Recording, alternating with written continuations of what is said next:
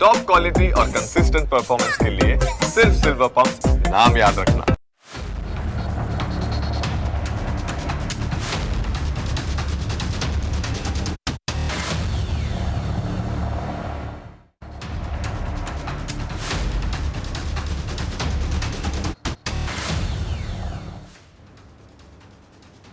એક જમાનો હતો જ્યારે ભારતીય પરિવારોમાં સોનું ખરીદવું એકમાત્ર કોઈ તહેવાર કે લગ્નની પરંપરા નહોતી, પણ એક અતૂટ લાગણી હતી.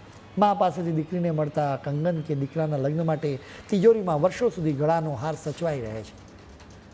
સોનું ખરીદાયા પછી ક્યારેક વેચવા માટે નથી હોતું, એવી પાક્કી માન્યતા હતી. સોનું વેચવાનો વારો તો ત્યારે જ આવે જ્યારે પરિવારના કોઈ સભ્યને ગંભીર બીમારી આવી હોય કે માથે મોટું દેવું થઈ ગયું હોય. ટૂંકમાં એ આખરી રસ્તો હતો. પરંતુ હવે સમય બદલાયો છે અને સમયની સાથે આપણે સોનાને જોવાની નજર પણ બદલાઈ ગઈ છે. હાલમાં દેશભરમાં સોનું વેચવાની જાણે એક હોડ જામી છે. લોકોને ડર છે કે સોનાના ભાવ હવે તેમની સર્વોચ્ચ સપાટી વટાવી ચૂક્યા છે અને ગમે ત્યારે મોટો કડાકો આવી શકે છે. આ વર્ષની શરૂઆતમાં સોનાનો ભાવ MCX પર 1,92,991 લાખ પર પહોંચી ચૂક્યો હતો. જોકે અત્યારના સમયે 1.43 લાખ સુધી પહોંચી ચૂક્યો છે. હવે બજારમાં એવી ચર્ચા જોર પકડી રહી છે કે કદાચ આ ભાવ ઘટીને 1.20 લાખ સુધી પણ જઈ શકે. આ જ ડરને કારણે લોકો પોતાનું ઘરનું જૂનું સોનું લઈને ઝવેરીઓની દુકાને દોડી રહ્યા છે, જેથી ભાવ સાવ તૂટી જાય એ પહેલાં મોટો નફો મેળવી શકાય. ઇન્ડિયા બુલિયન એન્ડ જ્વેલર્સ એસોસિએશને આંકડા સાથે આખી વાત રજૂ કરી છે. એપ્રિલથી જૂનના ત્રિમાસિકમાં જ ભારતીયોએ આશરે 50 ટન જૂનું સોનું વેચ્યું છે. ગયા વર્ષના જ આ સમયગાળાની સાથે સરખામણી કરીએ ને તો 43% એમાં ઉછાળો નોંધાયો છે.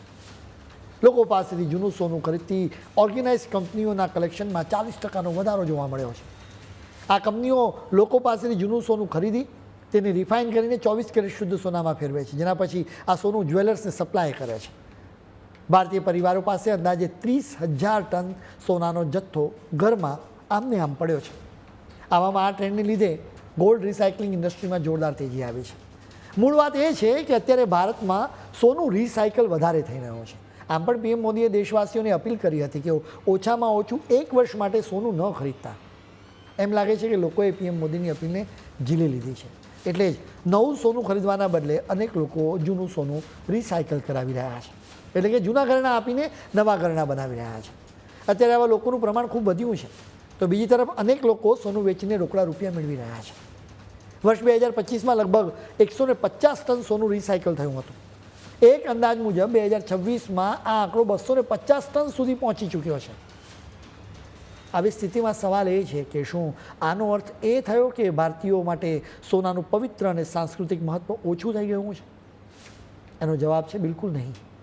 આજે પણ ભારતમાં સોના વિના લગ્નો અધૂરા છે. ધનતેરસ અને અક્ષય તૃતીયા જેવા પવિત્ર તહેવારો પર આજે પણ જ્વેલર્સની દુકાનોમાં પગ મૂકવાની જગ્યા નથી હોતી. પણ મોટો બદલાવ એ આવ્યો છે કે લોકો હવે સોનાને માત્ર પરંપરા નહીં પરંતુ શેરબજાર, મ્યુચ્યુઅલ ફંડ અને બોન્ડની જેમ એક જબરજસ્ત ઇન્વેસ્ટમેન્ટ ઓપ્શન તરીકે પણ જોઈ રહ્યા છે. વૈશ્વિક તણાવ અને આર્થિક અનિશ્ચિતતા વચ્ચે સોનાએ છેલ્લા 2 વર્ષમાં જે રીતે રોકાણકારોને માલામાલ કર્યા છે ને, તેનાથી લોકોની અપેક્ષાઓ બદલાઈ ગઈ છે. વળી આજની નવી પેઢી સોનાને તદ્દન અલગ રીતે જુએ છે. તેઓ સોનાના ઘરેણાના બદલે ગોલ્ડ ETF ખરીદી રહ્યા છે, જે એક પ્રકારના મ્યુચ્યુઅલ ફંડ છે. એક વાત તો પાકી છે કે સોના પ્રત્યેનો ભારતીયોનો પ્રેમ ક્યારે ઓછો થવાનો નથી. ફરક એટલો છે કે લોકો તેને હવે નફો કમાવાની એક શાનદાર તક તરીકે જોઈ રહ્યા છે.